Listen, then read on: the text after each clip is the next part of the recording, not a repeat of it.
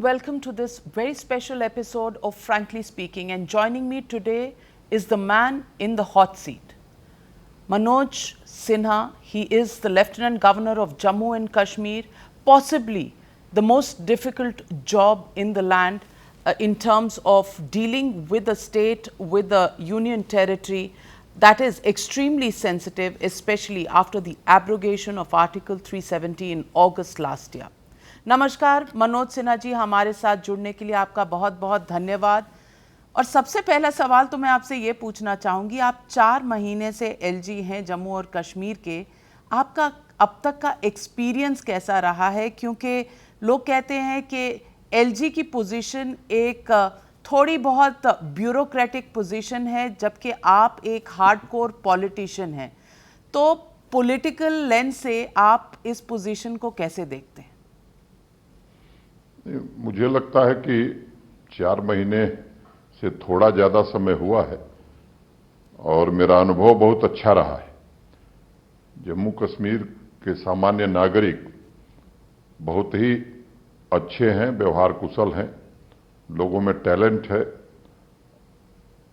मुझे लगता है कि उनकी प्रतिभाओं को आगे आने का अवसर कम मिला है। ये सच है कि मैं लंबे समय तक सक्रिय राजनीति में जुड़ा रहा हूं, लेकिन यहां जो जिम्मेदारी मिली है, मैं मानता हूं कि ये एक चुनौती है जिसे अवसर में बदलने का जिम्मा मुझे दिया गया है। और ये देश की सबसे बड़ी सेवा है और मुझे कोई परेशानी नहीं है एडमिनिस्ट्रेटिवली भी काम करने में और सामान्य लोगों से संवाद स्थापित करके यहाँ की स्थिति बेहतर बनाने में।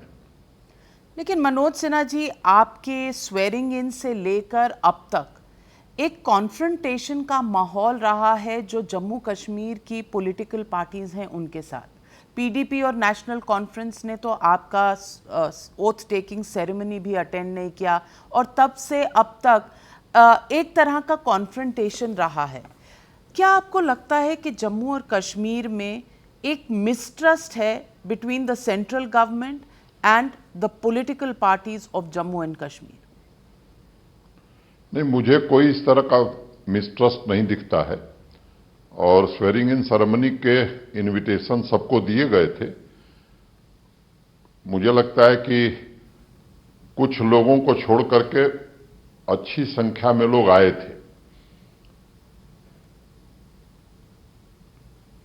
लेकिन कोविड के कारण इनविटेशन कम दिए गए। लेकिन पीडीपी और नेशनल कॉन्फ्रेंस का वहां ना होना, सभी पॉलिटिकल पार्टीज के, मेरी बात जरा सुन लें, सभी पॉलिटिकल पार्टीज के public representatives, farmer MPs and farmer MLAs, present MPs मुझसे लगातार मिलते रहे और अक्रॉस द पार्टी लाइन मैंने सबसे इंटरेक्ट किया है और उनके सुझावों को ध्यान में रख करके कश्मीर को समझने का और कश्मीर को आगे बढ़ाने का प्रयास किया है। फारूक अब्दुल्ला साहब से भी 2 बार मेरी टेलीफोन पर बात हुई है। उन्होंने भी मुझे एक काम बताया था जिसे अंजाम तक मैंने पहुंचाया है। तो आपकी बातचीत महबूबा मुफ्ती और फारूक अब्दुल्ला और उमर अब्दुल्ला से होती रहती है? नहीं, फारूक अब्दुल्ला साहब से हुई है, महबूबा मुफ्ती से मेरी बात नहीं हुई है। उनकी बेटी इल्तिजा ने मुझे एक मेल भेजा था जिसका जवाब मैंने दिया था। तो आपको ये अजीब नहीं लगता कि जो मेन पॉलिटिकल लीडर्स हैं जम्मू कश्मीर के, उनके साथ 4-4.5 महीने में अभी तक कोई डायरेक्ट कांटेक्ट ही नहीं हुआ है? जैसे आप कह रहे हैं महबूबा मुफ्ती से बात नहीं हुई, उमर अब्दुल्ला से बात नहीं हुई, इसी को मैं कह रही हूं कि क्या एक कॉन्फ्रंटेशन का माहौल है? नहीं, मुझे लगता है इसमें कोई कॉन्फ्रंटेशन नहीं। मेरे दरवाजे सबके लिए खुले हैं। जो भी आना चाहे, बात करना चाहे, मैं उससे बात करने को तैयार हूं। मेरी सीमा केवल एक है कि भारत के विरोध करने वालों से मुझे न बात करनी है न उनसे चर्चा करनी वाली है। ये देश के लिए और जम्मू कश्मीर के लिए एक ऐतिहासिक समय है कि जम्मू कश्मीर का पूरी तरह से इंटीग्रेशन इस बार भारत के साथ होना चाहिए और इसके लिए हर प्रयास किया जा रहा है। मैं पीडीपी, नेशनल कॉन्फ्रेंस, कांग्रेस, बाकी भी पॉलिटिकल पार्टीज के अनेक लोगों से मैं मिला हूं जो यहां लंबे समय तक मिनिस्टर रहे हैं, एमएलए रहे हैं, कुछ राज्यसभा के एमपी हैं, कुछ फार्मर एमपी रहे हैं। मैं लगातार ऐसे लोगों से मिलता रहा हूं, उनसे फीडबैक लेता रहा हूं और मुझे इसमें कोई कन्फ्रंटेशन नहीं दिखता है। दूसरी बात कि मैंने कोशिश की है कि यहां की सामान्य जनता से ज्यादा संवाद स्थापित किया जाए। 20 जिले हैं जिनमें 16 जिलों में मैं होया हूं, डिफरेंट सेक्शन से मिला हूं, डिफरेंट डेलीगेशन से मिला हूं और एक बात मैं आपको कहना चाहता हूं कि 95% यूथ और 95% कॉमन मैन की धारणा यहां बदल गई है। पहले आजादी का मतलब होता था आजाद कश्मीर, अब आजादी का मतलब यहां के लिए गवर्नमेंट जो फ्री ऑफ करप्शन हो, गवर्नमेंट जो एम्प्लॉयमेंट दे सके, गवर्नमेंट जो गुड गवर्नेंस दे सके। अब आजादी का मतलब अलग कश्मीर नहीं है, बल्कि बिना भ्रष्टाचार का कश्मीर, एम्प्लॉयमेंट युक्त कश्मीर और अच्छी गवर्नेंस वाला कश्मीर है।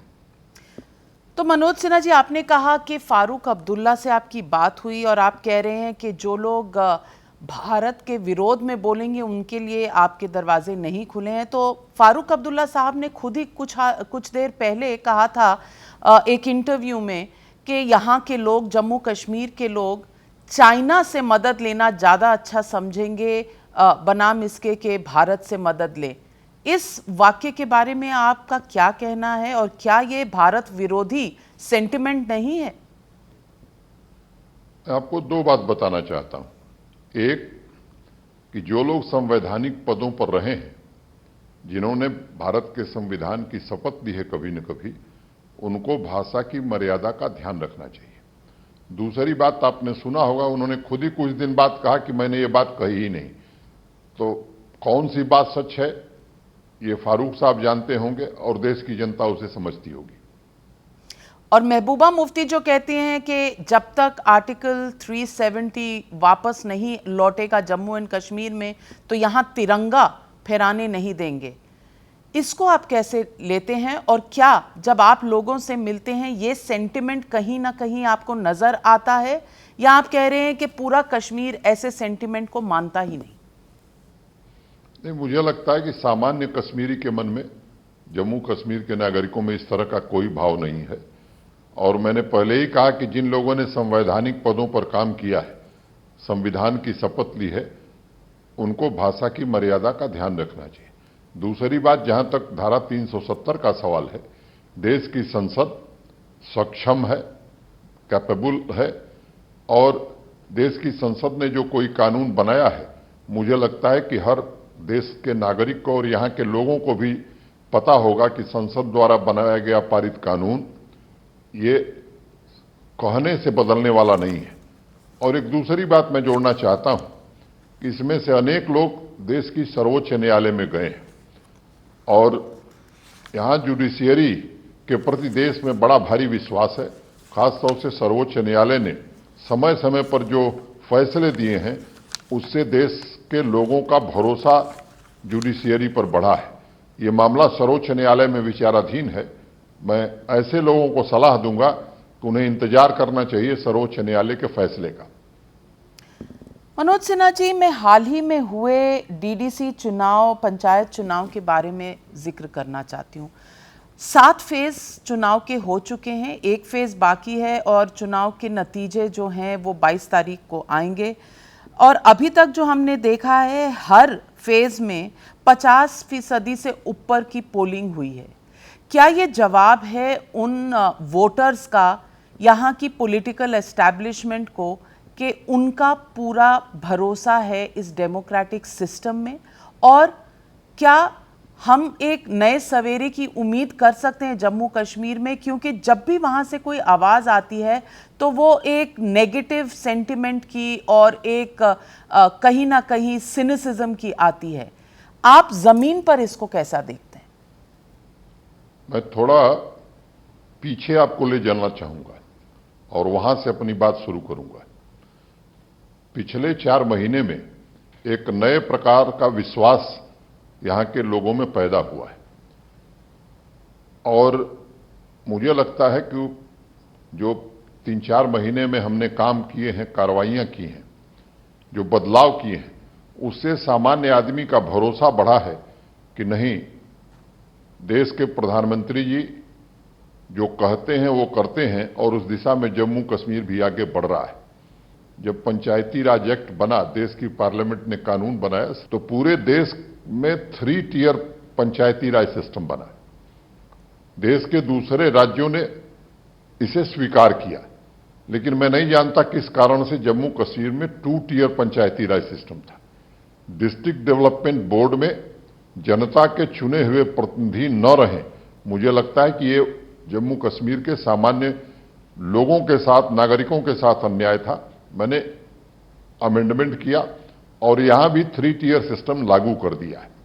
Back to village, my town my pride के कार्यक्रम हमने गांव-गांव जाकर के कराए हैं और उस कार्यक्रम में 12,000 नौजवानों को, चाहे वो युवक हों चाहे युवतियां हों, जम्मू कश्मीर बैंक ने उन्हें फाइनेंस उपलब्ध कराया है ताकि वो इंटरप्रेन्योर बन सके। तो प्रधानमंत्री जी ने पीएमडीपी में जो विभिन्न परियोजनाएं यहां सैंक्शन की थी, और इंस्टीट्यूशन जो सैंक्शन किए थे, 2 AIIMS, 2 IIT, 2 IIM, NIFT, bone institute, इस तरह की अनेक संस्थाएं यहां जो स्वीकृत थी, उन्होंने गति पकड़ ली। और पीएमडीपी के काम भी कोविड के कारण जरूर कुछ दिनों तक प्रभावित रहे, लेकिन पिछले 3 महीने में मैं कह सकता हूं कि पूरी गति से उनमें काम हो रहा है। पंचायती राज इंस्टीट्यूशन को हमने मजबूत किया है। इसके कारण सामान्य जनता में विश्वास बढ़ा है कि अब विकास पंचायती राज के थ्रू होगा और ये जो डिस्ट्रिक्ट डेवलपमेंट काउंसिल के सदस्य चुने जाएंगे, ये डिस्ट्रिक्ट की प्लानिंग और डेवलपमेंट में अपना योगदान करेंगे। और इसलिए अगर आप कंपेयर करेंगी पिछले लोकसभा चुनाव से, उसके पहले के पंचायत के चुनाव से, तो इस बार का वोटिंग परसेंटेज बहुत ज्यादा है। इसका मतलब कि सामान्य मतदाता को यह लग रहा है कि नया सवेरा दस्तक दे रहा है जम्मू कश्मीर के दरवाजे पर, जो विकास के रास्ते खोलेगा, रोजगार के रास्ते खोलेगा और शांति का, पीस का रास्ता खोलेगा। Peace, prosperity and development for people, this is the mantra for Jammu and Kashmir. मैं आपके ये पूछूंगी कि एलिगेशन ये है कि इन चुनावों में महबूबा मुफ्ती जी ने कहा है कि जितने भी पार्टीज हैं जम्मू कश्मीर के, उनके नुमाइंदों को जाकर कैंपेन करने में दिक्कत हुई, उन्हें रिस्ट्रिक्ट किया गया उनकी मूवमेंट को, जबकि बीजेपी के लोग खुलेआम कैंपेनिंग करते रहे। इन चार्जेस के बारे में आप क्या कहना चाहेंगे कि फ्री एंड फेयर कितनी दूर तक ये रहे हैं, क्योंकि ऑपोजिशन पार्टीज उतना कैंपेन नहीं कर पाई जितना बीजेपी को यहां सहूलियत मिली? मैं पूरी तरह से इसे नकारता हूं, खारिज करता हूं। ये आरोप बेबुनियाद है। हमने पूरी दृढ़ता के साथ ये कोशिश की है कि सबको समान अवसर मिले और पूरी आजादी मिले, बिना किसी राजनीतिक भेदभाव के हर उम्मीदवार को प्रचार करने का, लोगों तक पहुंचने का। हाँ, ये सच है कि हमने सिक्योरिटी रीजन से ये भी ध्यान रखा है कि लोगों की सुरक्षा की भी चिंता की जाए, लेकिन इसमें न कोई तथ्य है और न ही कोई सच्चाई है। और मैं आपको बड़ी जिम्मेदारी से बात कहना चाहता हूं कि चाहे किसी पार्टी का कोई उम्मीदवार रहा हो, उसको समान अवसर उपलब्ध कराए गए हैं। और मैं फिर से दोहराता हूं कि free and fair election 7 phase में हुए हैं और कल जो 8वां फेज है उसमें भी पूरी तरह से निष्पक्ष चुनाव होंगे। उमर अब्दुल्ला जी का भी कहना है महबूबा मुफ्ती जी के साथ कि permission is only for politics and not for anti national activities का जो मतलब है वो ये है कि जो गुपकार गैंग के जिन्हें गैंग कहा गया है, जो गुपकार अलायंस के लोग हैं, उन्हें नॉन बीजेपी कैंडिडेट्स का कैंपेनिंग अलाउ नहीं हुआ। ये अगर यूनिफॉर्मली नेशनल कॉन्फ्रेंस, पीडीपी दोनों कहते हैं तो कहीं ना कहीं चुनाव की क्रेडिबिलिटी पे आपको लगता है कोई असर पड़ेगा? नहीं, मुझे नहीं लगता है कि कोई क्रेडिबिलिटी पर असर पड़ने वाला है। और उमर अब्दुल्ला का ये बयान मैंने देखा नहीं है, लेकिन आपको मैं बताना चाहता हूं कि वो खुद होम आइसोलेशन में थे।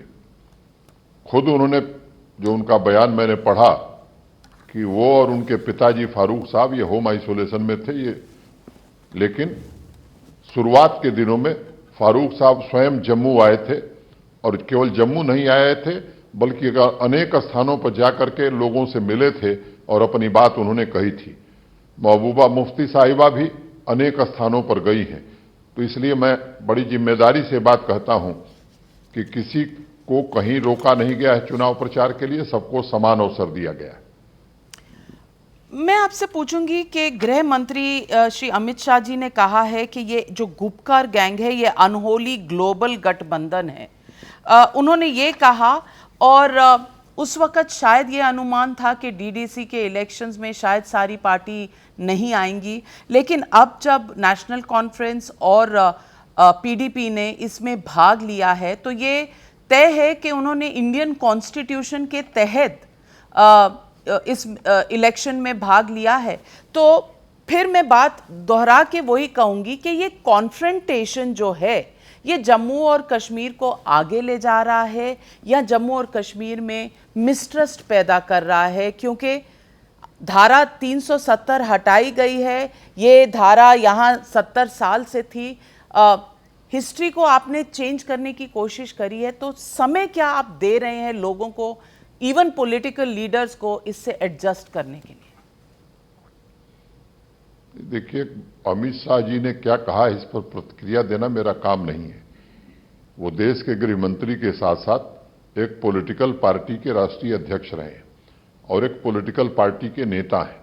मुझे लगता है कि अगर इस देश में कुछ लोगों को अधिकार है कुछ भी कहने का, तो उन्हें भी देश का संविधान आज़ादी देता है अपनी प्रतिक्रिया और अपनी राय रखने का।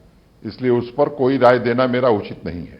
हाँ, ये ठीक है कि 5 मार्च 1919 के बाद एक विशेष परिवर्तन यहां हुआ है, और मैं मानता हूं कि यह परिवर्तन जम्मू कश्मीर को नई ऊंचाई पर ले जाएगा। इसके कारण मैं आपको 2-3 बातें बताना चाहता हूं। जैसा मैंने पहले आपसे कहा कि यहां के लोग चाहते हैं करप्शन फ्री गवर्नेंस, और मैंने आते ही ये बात कही थी कि zero tolerance to corruption. ACB का दफ्तर यहां नहीं था, एंटी करप्शन ब्यूरो का। अब आज मैं कहना चाहता हूं कि एंटी करप्शन ब्यूरो पूरी दृढ़ता के साथ और सक्षम ढंग से करप्ट लोगों के खिलाफ कार्रवाई कर रहा है। सीबीआई अपना काम कर रही है। इसके कारण एक नए प्रकार का वातावरण बना है, नए प्रकार की उम्मीद लोगों में पैदा हुई है। अभी हाल ही में आपने देखा होगा कि हाईकोर्ट ने एक फैसला किया, सरकारी और वन भूमि पर अनेक लोगों ने अवैधानिक ढंग से जमीन ले लिया था। हाईकोर्ट ने फैसला किया, और मुझे लगता है कि हाईकोर्ट ने निर्देश दिया था कश्मीर और जम्मू दोनों डिवीजन के डिविजनल कमिश्नर्स को कि आप वेबसाइट पर नाम डालिए। दोनों ने अपना काम शुरू कर दिया है। तो एक जो वातावरण यहां का था कि बिना भ्रष्टाचार के कोई काम नहीं होगा, विकास मीलों दूर रहेगा, मैंने जब रिव्यू किया तो मैंने देखा कि 20-20 साल की परियोजनाएं अभी तक पूरी नहीं हो सकी हैं। उस पूरी कार्य पद्धति में बदलाव की प्रक्रिया शुरू हुई है, और मैं बहुत जिम्मेदारी से बात कहना चाहता हूं कि अब जम्मू कश्मीर दूसरी दिशा में आगे बढ़ चुका है। आपने कहा ये जो फॉरेस्ट लैंड जो ले लिया गया है कई जगह पे अवैध तरीके से, इसमें महबूबा मुफ्ती जी और पीडीपी के ऑफिस के बारे में भी बात आई थी। महबूबा मुफ्ती जी ने कहा है कि खसरा नंबर 886 की जो बात हो रही है वो फॉरेस्ट लैंड है ही नहीं, वो किसी का है, हम रेंट दे रहे हैं, और इस पे काफ़ी कंट्रोवर्सी हुई है। मैं पूछना चाहती हूँ कि इसमें सियासत है कहीं ना कहीं या नहीं, जैसे महबूबा मुफ्ती जी कह रही हैं, या ये एलिगेशन सही है कि ये अवैध लैंड है और इसको पीडीपी ने लिया है, तो उन पर कार्रवाई क्या होगी? आपको एक बात कहना चाहता हूं कि इसमें कोई विद्वेष की भावना या राजनीति से प्रेरित होकर के कार्रवाई नहीं हो रही है। माननीय उच्च न्यायालय के निर्देश का ईमानदारी से पालन किया जा रहा है और उसमें जो भी आएगा, किसी भी राजनीतिक दल का आदमी हो, कितना भी बड़ा आदमी हो, बिना किसी भेदभाव के उनका नाम भी वेबसाइट पर डाला जाएगा और कानून के दायरे में जो प्रभावी कार्रवाई होगी सबके खिलाफ की जाएगी। तो ये खसरा नंबर 886 जिसकी चर्चा हो रही थी, आप अब भी मानते हैं कि ये पीडीपी ने अवैध तरीके से एक तरह ऑक्यूपाई करने की कोशिश करी है? मुझे लगता है कि मेरे मानने का सवाल नहीं है, उस पर राजस्व विभाग ने उत्तर दे दिया है और शायद वो उत्तर आपके पास भी उपलब्ध है और वेबसाइट पर भी डाल दिया, अखबारों में भी आया है। मनोज सिन्हा जी, कुछ लोगों का ये भी एक आरोप है कि किसी न किसी तरीके से बीजेपी जो है यहाँ की डेमोग्राफी बदलना चाहती है और जिस तरह 371 के तहत नॉर्थ ईस्ट में डेमोग्राफी को एक तरह से मेंटेन किया गया है, वो जम्मू कश्मीर में नहीं किया जा रहा है और ये आपका एक पॉलिटिकल एजेंडा है जिसको यहाँ पर जारी किया जाएगा और डेमोग्राफी बदलने की कोशिश की जाएगी। इस आरोप का आप क्या जवाब देते हैं? मैं दो बात कहना चाहूंगा। एक तो बीजेपी पर अगर कोई आरोप लगा रहा है तो उसका जवाब बीजेपी के प्रवक्ता देंगे, बीजेपी के नेता देंगे। लेकिन as a lieutenant governor of Jammu and Kashmir मैं आपको कहना चाहता हूं कि इस तरह की कोई साजिश और षड्यंत्र यहां नहीं हो रहा है। और मैं उन लोगों से पूछना चाहता हूं कि 5 अगस्त 2019 के बाद मैंने एक दिन इंडियन एक्सप्रेस को एक इंटरव्यू दिया था, उसमें भी मैंने ये बात कही थी, मैं उसको दोहरा रहा हूं। कोई एक नाम बताया जाए जिसने जम्मू कश्मीर में जमीन खरीदी है। लैंड लॉज में यहां परिवर्तन हुए हैं, लेकिन मैं कहना चाहता हूं कि 90% लैंड एग्रीकल्चरल लैंड है और उसमें जम्मू कश्मीर के भी वही लोग लैंड ले सकते हैं जो एग्रीकल्चर पेशे से जुड़े हुए हैं। बाहरी आदमी उसमें 1 इंच जमीन नहीं खरीद सकता है। 5%, 6% जमीन सरकारी जमीन है। हां, हमने एक बात जरूर कही है कि इंडस्ट्रियल स्टेट हम डेवलप करेंगे। इंडस्ट्रियल पॉलिसी हमारी भारत सरकार के कैबिनेट से अप्रूव होने वाली है और अप्रूव होने के बाद हम उम्मीद करते हैं कि आने वाले 2-3 सालों में यहां कम से कम 25-30 हजार करोड़ का इन्वेस्टमेंट आएगा। यहां की सबसे बड़ी समस्या बेरोजगारी रही। आपको शायद मालूम न हो कि जितने सरकारी एम्प्लॉय बिहार में हैं उतने ही सरकारी कर्मचारी जम्मू कश्मीर में हैं, जबकि बिहार की आबादी और जम्मू कश्मीर की आबादी की आप तुलना करेंगी तो शायद स्थिति ज्यादा स्पष्ट होगी। हम कई मोर्चों पर काम कर रहे हैं। सरकारी विभागों में जो रिक्तियां हैं उन्हें भी भरने की प्रक्रिया शुरू कर दी है। 11 नवंबर को 12,000 पदों के रिटन टेस्ट हो गए हैं। 25,000 भर्तियां हम आने वाले 6 महीने में पूरा करने जा रहे हैं। हमने एक टास्क फोर्स गठित की है जो विभिन्न सरकारी विभागों में रिक्त पद हैं उनको आइडेंटिफाई करेंगे और उन्हें समय सीमा के भीतर एडवर्टाइज करके उनकी भर्तियां की जाएंगी। दूसरे मोर्चे पर हमने अभी टाटा के 2 स्किल डेवलपमेंट सेंटर, एक बारापूना में प्रारंभ हो गया है, दूसरा जम्मू में जनवरी महीने में प्रारंभ होने जा रहा है। इंडस्ट्री यहां आवे इसके लिए हम काम कर रहे हैं और मैं उम्मीद करता हूं कि बड़ी संख्या में यहां इंडस्ट्रियलाइजेशन होने जा रहा है आने वाले दिनों में। इसके लिए इंडस्ट्रियल स्टेट बनाने का फैसला हमारी सरकार ने किया है, देश के सम्मानीय प्रधानमंत्री जी के निर्देश पर किया है। और जिस तरह का इंटरेस्ट बिजनेस हाउसेस शो कर रहे हैं, कल मैं सीआईआई के साथ एक ऑनलाइन सेमिनार में जुड़ा हुआ था, जिस तरह का इंटरेस्ट सीआईआई, फिक्की, बाकी बिजनेस इंस्टीट्यूशंस ले रहे हैं और बिग बिजनेस हाउसेस ले रहे हैं, मैं आश्वस्त हूं कि आने वाले दिनों में यहां औद्योगिकीकरण होगा और लोगों को रोजगार के अवसर उपलब्ध होंगे। मनोज सिन्हा जी, इसी बात पर काफ़ी ऑपोजिशन भी आया है। ओमर अब्दुल्ला कहते हैं कि ये एक तरीका होगा कि जितने क्रोनी कैपिटलिस्ट हैं उनको ज़मीन खरीदने की इजाज़त दी जाएगी। सीताराम येचुरी सीपीआईएम के जो अध्यक्ष हैं उन्होंने कहा है कि this is the highway robbery, लूट of Jammu and Kashmir resources and beautiful landscape is being allowed. इस पॉलिटिकल क्रिटिसिज्म का आप क्या जवाब देंगे? मुझे लगता है कि अगर वास्तव में कोई क्रिटिसिज्म है तो उसका जवाब देना चाहिए। अगर कोई स्वप्न देख रहा है तो उसके जवाब देने की जरूरत नहीं। मैं आपसे अनुरोध करूंगा कि आप जरा आइए, घूमिए और देखिए कि 70 सालों में कितनी दुर्दशा यहां हुई है। हाँ, ये सबसे सुंदर प्रदेश है। प्राकृतिक सुंदरता की दृष्टि से देखें तो शायद ये ज्वेल ऑफ इंडिया कह सकती हैं आप, लेकिन यहां के संसाधनों का सदुपयोग नहीं हुआ है, दुरुपयोग हुआ है। अब श्रीमान नरेंद्र मोदी जी के नेतृत्व में यहां के संसाधनों का, नेचुरल रिसोर्सेस का हम सदुपयोग करेंगे और जम्मू कश्मीर जैसा आपने कहा नया सवेरा, वो नया सवेरा जल्द आवे, इसकी हम कोशिश करेंगे। इतने महीने तक जो पीएसए में डिटेंशन में रखा गया लीडर्स को, क्या ये ज़रूरी है? और ओमर अब्दुल्ला जी का ये कहना भी है कि एक बॉन्ड दिया गया था उन्हें साइन करने के लिए कि वो कुछ भी आगे से किसी भी डिसीजन के खिलाफ में कुछ नहीं करेंगे, कुछ नहीं कहेंगे, ऐसा सरकार ने वहाँ कोशिश की थी। ऐसा कोई बॉन्ड साइन करने के लिए दिया गया था? और क्या ये किसी के भी फंडामेंटल राइट्स के खिलाफ नहीं है? मुझे लगता है कि एक तो मेरे आने के पहले ही फारूक साहब और उमर अब्दुल्ला साहब सक्रिय रूप से बयान दे रहे थे, बैठकें कर रहे थे, और उनके बयान आपने खुद अभी कोट किए हैं, मुझे उसे दोहराने की जरूरत नहीं है। अगर इस तरह का बॉन्ड रहता तो क्या इस तरह का बयान देने की इजाजत दी जा सकती थी? ये भारत का संविधान ही है और भारत की व्यवस्था है जिसमें जिसके मन में जो आवे वो कह रहा है, और फिर भी कह रहा है कि हमने बॉन्ड भरा हुआ है।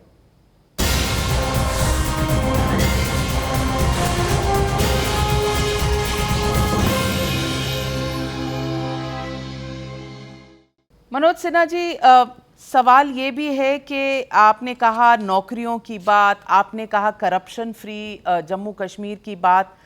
हमारे यहाँ देखा गया है कि अगर इन्वेस्टिगेशंस होती हैं तो उनमें कन्विक्शन तक जाने में समय बहुत लगता है और उसमें कोर्ट की प्रक्रिया भी रहती है। आपको लगता है लोगों का विश्वास कि ये करप्शन के खिलाफ जो लड़ाई है ये जारी रहेगी और इससे जल्द में कोई बदलाव आएगा, इसका भरोसा है लोगों में? लोगों में नया भरोसा पैदा हुआ है और मैं आपको कहना चाहता हूं कि लॉजिकल कंक्लूजन तक हम इसे जरूर पहुंचाएंगे। जिसने भी भ्रष्टाचार किया है, सरकारी संपत्ति को लूटा है, बिना किसी भेदभाव के, चाहे वो कोई भी हो, निश्चित रूप से कानून और संविधान के दायरे में उसके खिलाफ जो भी संभव कार्रवाई है वो समय सीमा के भीतर की जाएगी। मनोज सिन्हा जी, एनआईए के रेड्स हुए, ईडी के रेड्स हुए, काफ़ी सेपरेटिस्ट के यहाँ से सामान भी लिया गया, लेकिन आज तक हमने कुछ बहुत ज़्यादा एक्शन उसमें सुना नहीं, नंबर 1। नंबर 2, जेएनके बैंक के बारे में बहुत कुछ कहा गया, एब्रोगेशन ऑफ आर्टिकल 370 से पहले कि ये बैंक में एक लूट सी मची हुई थी, मिसयूज़ हो रहे थे वहाँ की ब्यूरोक्रेसी और पॉलिटिकल सिस्टम से, उस पर भी हमने बहुत कोई एक्शन देखा नहीं। नंबर 3, सतपाल मलिक जी जब गवर्नर थे तो एक इंश्योरेंस का स्कीम आया था रिलायंस का, जिसको एक तरह से उन्होंने आकर खुद रद्द किया था और उस पर इन्वेस्टिगेशन बताई थी। इन किसी भी चीज़ों का कोई भी डिटेल्ड एनालिसिस या डिटेल्ड रिपोर्ट्स आज तक जनता के सामने पेश नहीं हुए। इसलिए मैं ये सवाल पूछ रही हूं कि एंटी करप्शन ड्राइव पर लोगों का भरोसा कैसे होगा? मैंने जैसे पहले कहा कि लॉजिकल कंक्लूजन तक पहुंचेगा तो निश्चित रूप से भरोसा कायम होगा।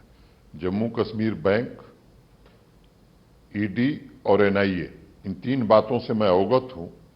जो आपने किसी इंश्योरेंस कंपनी का कहा वो मेरी जानकारी में नहीं, मैं पता करूंगा, लेकिन मैं आपको आश्वस्त करना चाहता हूं कि जम्मू कश्मीर बैंक में जो कुछ हुआ है, जो जांच चल रही है, वो अपने अंतिम मुकाम पर है।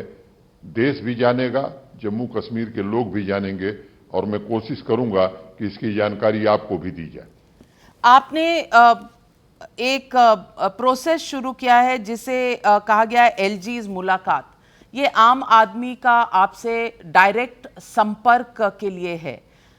आप समझते हैं कि ये एक ऐसा स्टेट है, एक ऐसा यूनियन टेरिटरी है जहां कुछ घाव, कुछ काफ़ी गहरे हैं, और दूसरी बात कि यहाँ एक तरीके से एक मिसट्रस्ट इसलिए भी है कि कश्मीरी पंडित यहाँ से 1990s में निकाले गए, उनके वापसी का क्या रास्ता रहेगा।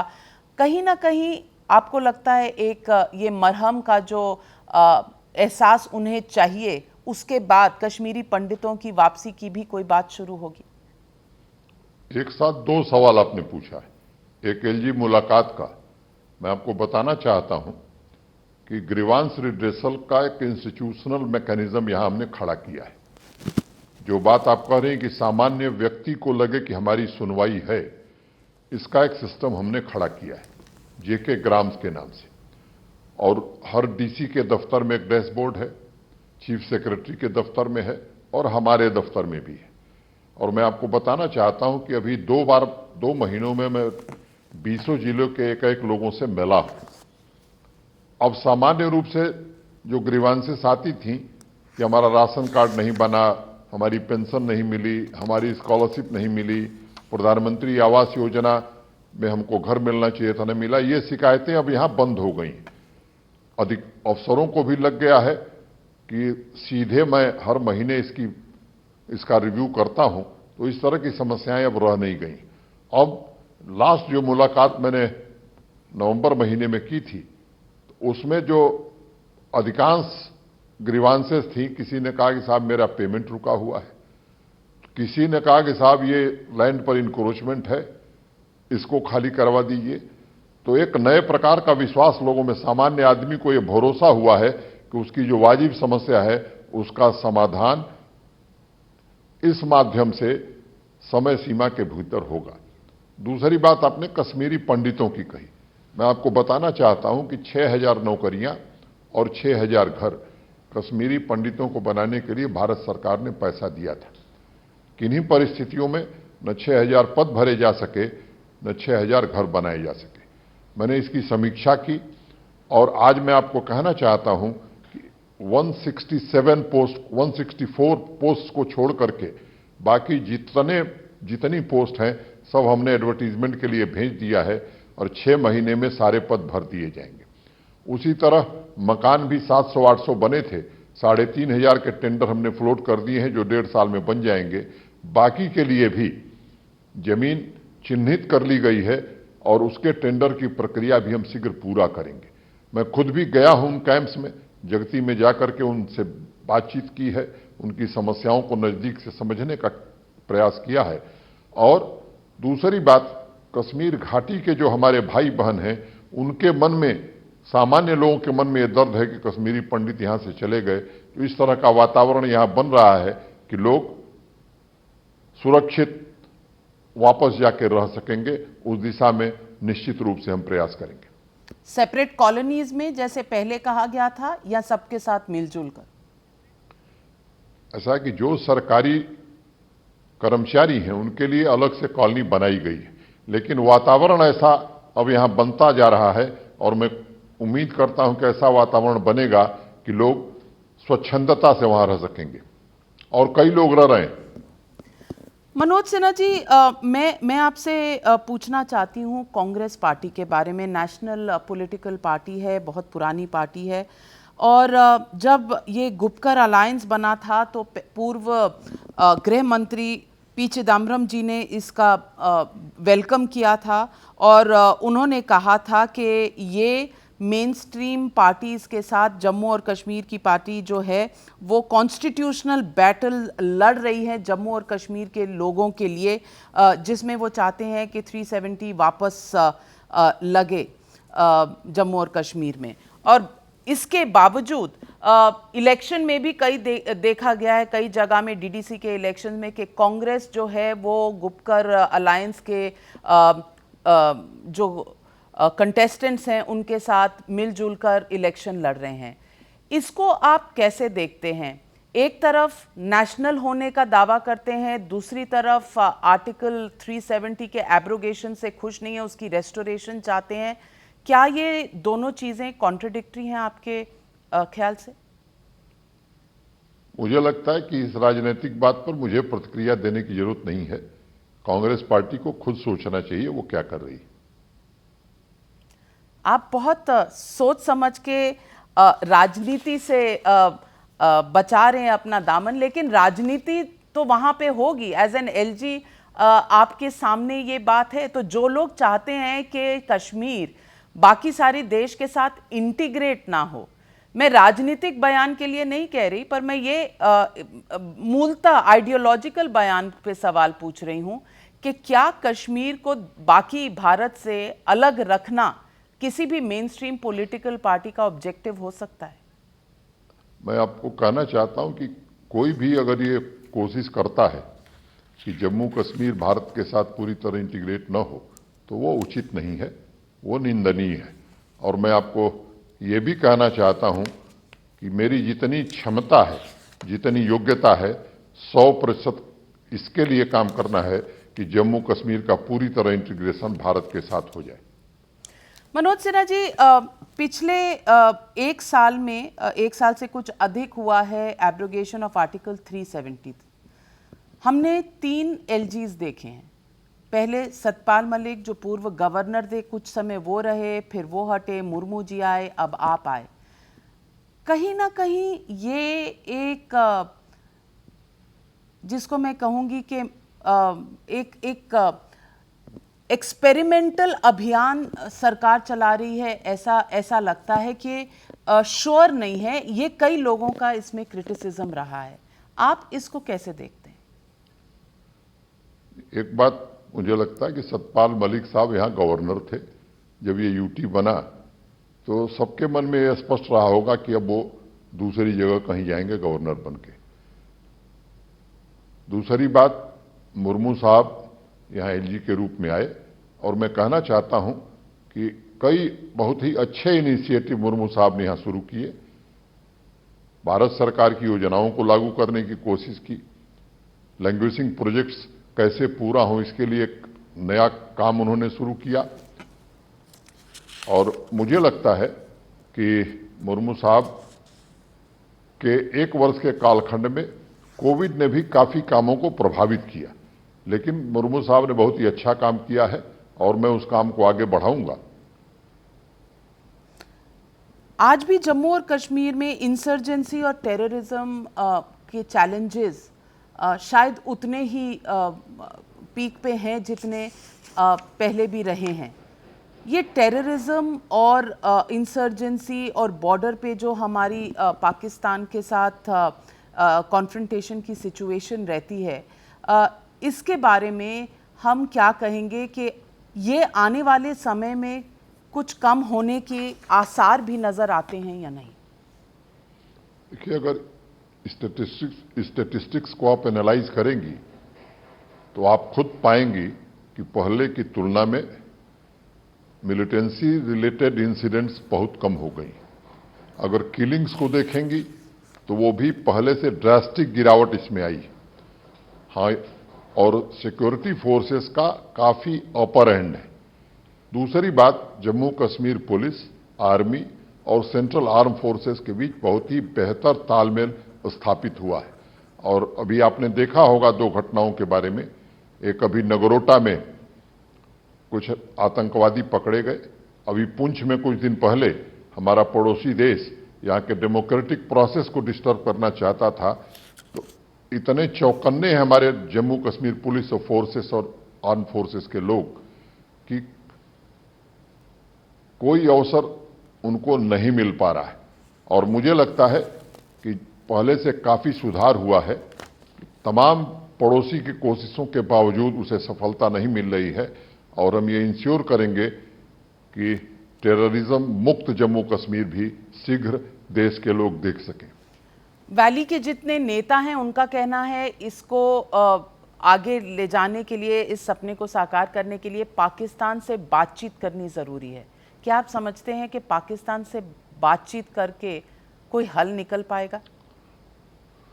मुझे लगता है कि देश का विदेश मंत्रालय इन बातों पर बेहतर राय दे सकेगा, लेकिन अभी जो स्थिति है पड़ोसी देश की, मैं नहीं मानता हूं कि किसी बातचीत की जरूरत है। मनोज सिन्हा जी, आपसे सवाल ये भी पूछना चाहती हूं कि आप आने वाले वक्त में अपने ऑब्जेक्टिव्स, गोल्स क्या रखते हैं? आप जम्मू और कश्मीर को किस तरह बदलते हुए देखना चाहते हैं और आप समझते हैं कि ये प्रैक्टिकली पॉसिबल हो सकता है? क्योंकि हर आदमी एक कुछ ना कुछ अपना बेंचमार्क बना के चलता है कि मैं ये करना चाहता हूं। आपके जहन में क्या है? मोटे तौर पर मल्टी डायमेंशनल काम हमने यहां प्रारंभ किए। पहला, पब्लिक ट्रस्ट शासन में हो, इसकी हम हर कोशिश कर रहे हैं और उसके लिए कुछ फैसले किए। डीसी और एसपी रोज लोगों से मिल रहे हैं। डिविजनल कमिश्नर और आईजी सप्ताह में 2 दिन लोगों से मिल रहे हैं। 21 दिन का जन अभियान चला करके सोशल सिक्योरिटी की जितनी 54 स्कीम्स हैं भारत सरकार की, उनका 100% सैचुरेशन हो, ये हमने कोशिश की है। सामान्य आदमी को कोई दिक्कत न हो, इसके लिए ग्रीवांस रिड्रेसल का इंस्टीट्यूशनलाइज मैकेनिज्म खड़ा किया है।